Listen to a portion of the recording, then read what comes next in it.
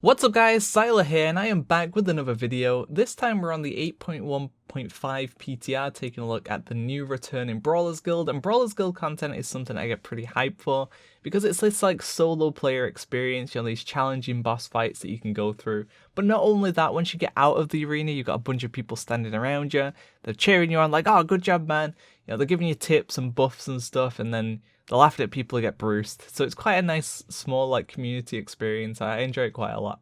So it is making a return for 8.1.5 with some new encounters. There are 28 fights you'll have to go through total, 9 of which are completely new. The rest are either old bosses or old bonus bosses that you might have seen before. There's going to be a quest chain as well with the Brawlers Guild. You don't need to do it to be able to start the Brawlers Guild, it's kind of going to go alongside it. And I can't go that far into the quest chain right now because it requires you to have other people doing the Brawlers Guild essentially, so you can't do it if no one's doing it on your realm, unfortunately. But outside of that, we'll also run through, I'm not going to show you the old boss fights, I'm just going to run through the new ones, but I will run through every single boss fight that you're going to see in the Brawlers Guild.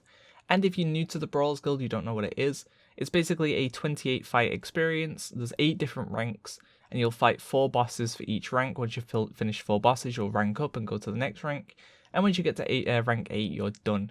To access the Brawlers Guild, you need a Brawler's Pass, or a blood-soaked invitation, I think it's called, which comes from various mobs in the game. I'm not too sure what the BFA mobs are going to be that'll drop it, but get one of those off the auction house or whatever. I'll look where it'll drop from when the thing launches. Go around those mobs, get your invitation, and get started.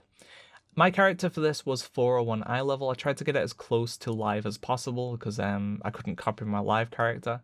And I didn't want to make it too overpowered. I didn't want full 415 gear because that would just be a little bit too strong. So I tried to get it close to live to see how difficult this was going to be, and it wasn't that much of a challenge, but we'll talk about that later on. In terms of the fights we're going to expect this time, it is Bruce, Thug Hammerspace, Grandpa Grumblefoot, and Ash Katsum for rank 1. Blatt, Philip Carter Tracy, Johnny Awesome, and Mama Stormstout for rank 2. Oso, Clunk, Farmer Zhuang Su, Uhuru, Ouroboros, I think I've said too many there, but for rank 3 or whatever. Sunalak, Spymaster, Warhammer Council, Meatball, Milliwatt, Tide Mistress Shellbreaker, Mingus Diggs, Nibble, Stitches, Robe Robert, Mecha Bruce, Hyper Mega Mecha Seagull 9000, Fran and Rideau, Black Ming, Overwatch Team, and that is it. In terms of the new fights, you're going to have Thug Hammerspace, and we're going to have the Philip Carter Tracer, we're going to have Mama Stormstout, we're going to have Ouroboros, we're going to have Farmer Zhuang Su, Spydmaster, Tide Mistress Shellbreaker, Robe Robert, and the Mecha Seagull. In terms of rewards, you're going to have this transmog set for Horde and Alliance. It's either going to be the blue variant for Alliance, and it's going to be the red variant for Horde. And I think this comes from reaching rank 7. And then your rank 8 reward is going to be a mount, which is the Bruce mount. Looks kind of cool, and Bruce is quite an iconic Brawlers Guild boss because people who die to it, it's like, oh, you got Bruced. It's quite like the noob killer, only has one real mechanic. And if you die to it, it's kind of like a haha, you're bad type thing. So it looks like a decent mount too. So no real complaints with the mount there. Decent enough to make it worth the challenge at least anyway. So the first encounter we have up is going to be the Thug Hammerspace. And as mentioned, I am coming into this with 401 eye level. By the time this comes out, I'd imagine most people will have at least 405 eye level with like most 415 Azurite pieces. So I don't see this being that much of a challenge for most people. But as I said, I'll talk more about my opinions on the Brawlers Guild as a whole at the end. In terms of mechanics for this guy, he autos for fairly little. He's going to throw out a bunch of hammers randomly on the ground, and then he's going to do like a frontal cone hammer attack. Now, when I was first doing this fight, I was convinced it was an old fight, but it might just be a rare or something from Warlord's Draenor. I'm not too sure, I couldn't find anything from the name, but I swear I've seen this mob before, but who knows.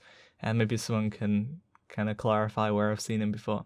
But quite an easy encounter, just dodge the mechanics, and even if you do get hit by them, they don't do very much damage right now at least. Maybe it'll be changed, but for the right now, not a whole lot of damage you need to worry about from that mob. Should be quite an easy kill. So the next fight up is going to be Philip Carter Tracy, and this one has mechanics that can definitely kill you. He's going to start out in like a wargun form, and he's going to do this like teleports behind you type deal. And when he does that, you need to turn your character to face him as soon as possible.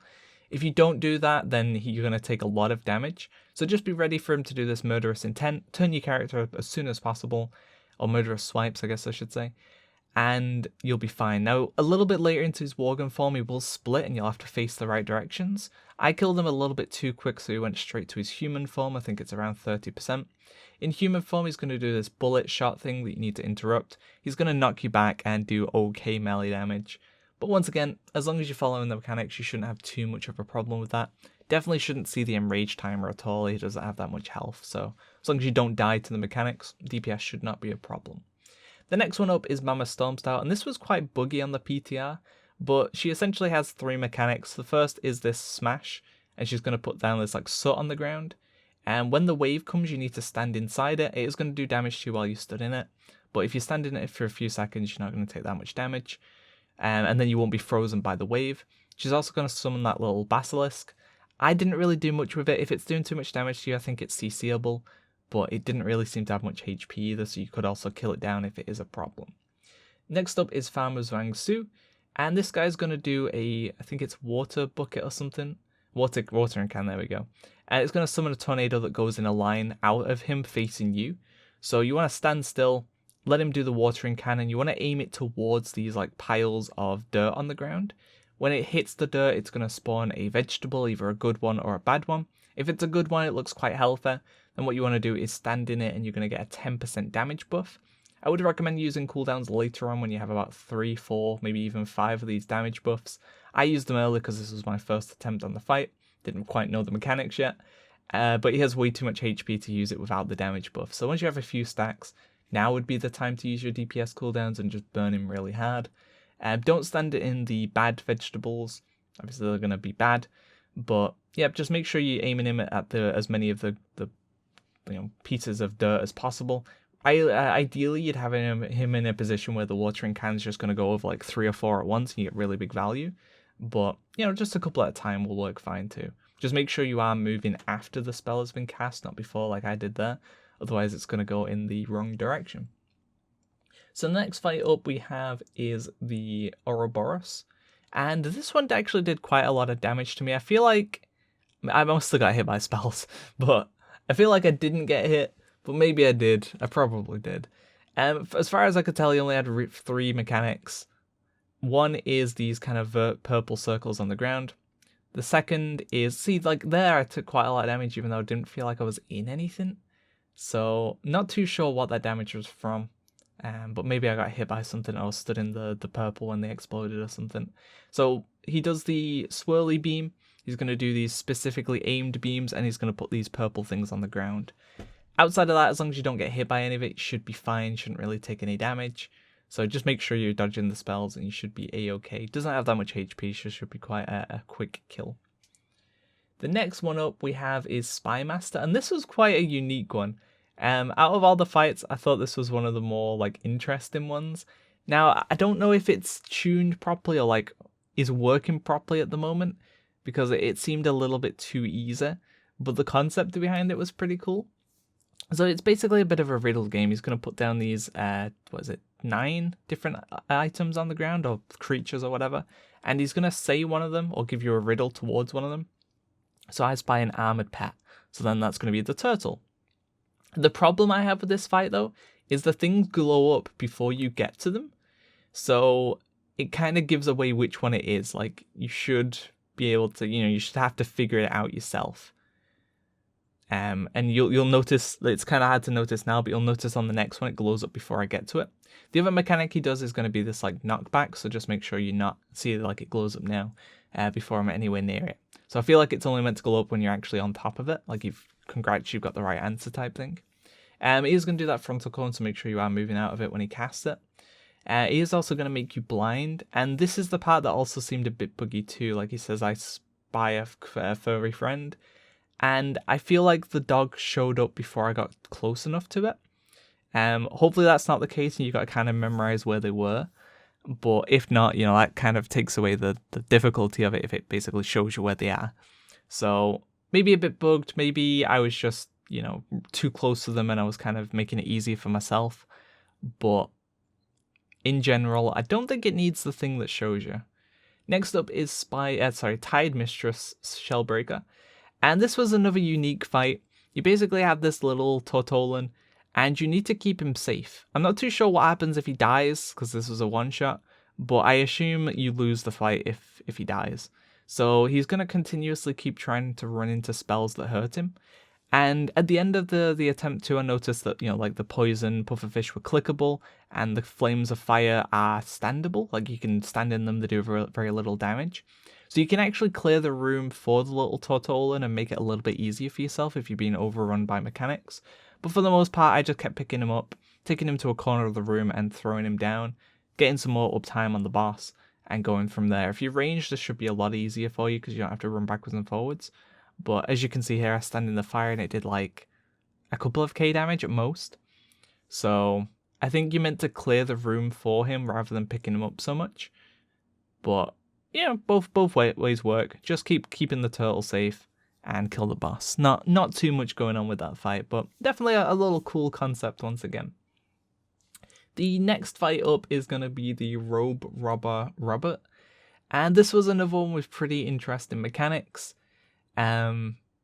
Just a little bit too easy though. I don't feel like you're punished enough for failing, and you'll see what I mean in a minute, but it's kind of cool fight. So he's going to start off, he's quite a clothed man, and he's going to do this strike every once in a while that you can interrupt or stun. If you fail to interrupt it, he will steal a piece of your gear. He's also going to do these tornadoes, and the goal of the fight is to kite him into the tornadoes, and that will cause him to lose a piece of gear. I think every time you interrupt him too, he loses a piece, but you want to keeping him interrupted and kite him into the tornadoes. And eventually he's going to lose all of his gear, and he's going to be, taking quite a lot of damage and be quite easy to kill. Now, if you do fail to interrupt him, he steals a piece of your gear. I'm not too sure if he equips it, or if you just lose a piece of gear and take more damage or whatever. But I lost quite a lot of my gear, and it didn't really seem to make that much difference. Now, here you see I pop my cooldowns. They're not doing that much damage at this point, so I think you really have to wait until he's fully naked, basically, before you pop all cooldowns and stuff. I was thinking that each stack made him take more and more damage, but it seems like it's just a case of getting fully naked and then you do all the damage. He's going to keep trying to take clothes off you though while he's fully naked, so make sure you are still trying to keep him interrupted. But at this point, I don't think there's any need to kite him into the tornadoes anymore, just do damage and finish off the fight.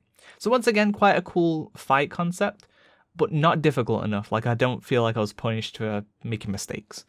The last fight up is the Mega Mecha Seagull 9000, and this is going to have three main mechanics. It's going to have the Treagle, which you want to move out of when it's coming down. It's basically going to be a tree that has a rotating fire on it. There's going to be the Beagle, which is going to progressively follow you around the room, and then there's going to be the Weagle, which is a wave of little ads that you want to AoE down. So whenever the Treagle comes out, just move away. When a Beagle comes out, just try and keep a good decent distance away so you don't get disorientated and it gets to you.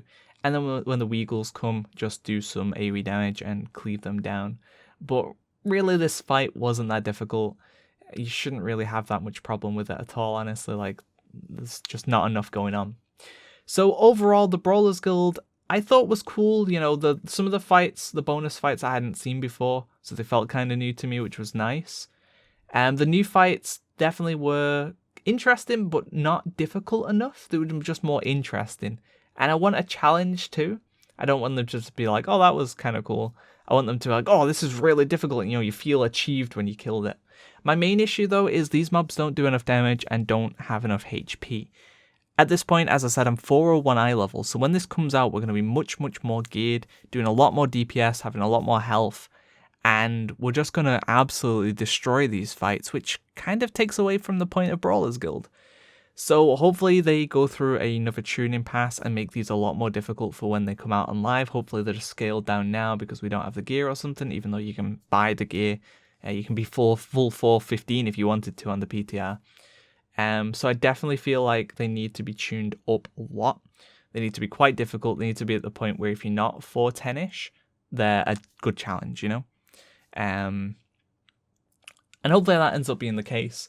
But as I said, the fights were cool enough. I'm glad to see the Brawlers Guild back. Just a little bit disappointed with how easy they were. Most of these fights were one shot, even though I had no idea what was going on. And that shouldn't be the case. You shouldn't go into a new fight and instantly kill it by just kind of guessing what's happening. You should be punished for making mistakes and be like, oh, so that's how that works. And then you come back in and kill it. That's my opinion anyway. So hopefully you enjoyed this video. Hopefully it helps you out when the Brawlers Guild eventually comes around in like a month or so. Maybe a bit longer. And hopefully this guide has helped you kill the new bosses. But thanks for watching, guys. Look out for more videos coming soon. See ya.